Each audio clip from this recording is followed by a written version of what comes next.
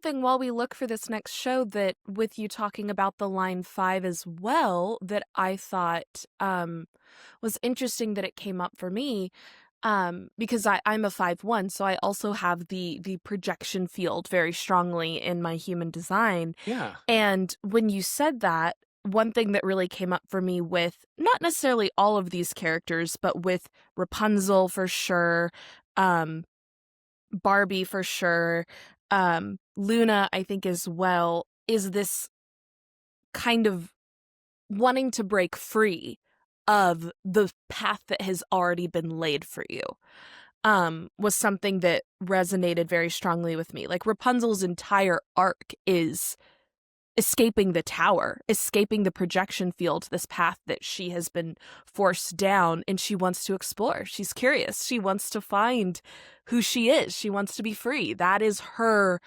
whole thing. And same thing with Barbie. When things start going wrong for her, the entirety of the Barbie movie is a feminist Bildungsroman of self-creation, of who are you, and how can you, as an object, as a woman that is objectified, but also a toy that is literally objectified, break free of that and decide to create who you are, separate from the world telling you what you have to be, both as a woman and as a Barbie doll, right? Like, as the analogy for womanhood.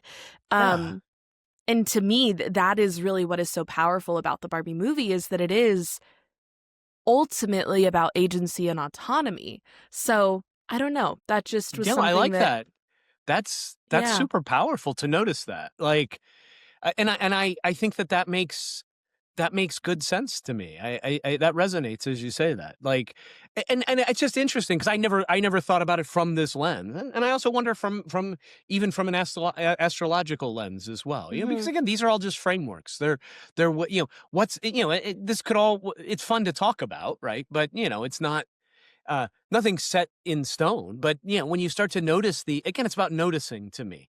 Like, even the characters you don't like, or maybe are like, why is this character there? Like, I think there's a real value in exploring that with yourself. Yeah. Or, and saying, wow, I'm like this, I don't, I'm past the stage of not liking, who, if it says I'm like this character, or, this character and I share a similar worldview, I'm beyond the, oh no, that couldn't be true. And more like, okay, let's explore that. And what can I take from this? Is it troublesome, so, I mean, it could definitely be like Tyler Durden is, he's not necessarily a warm and fuzzy character. Exactly. Right. I don't know, he's a bad character or a good character.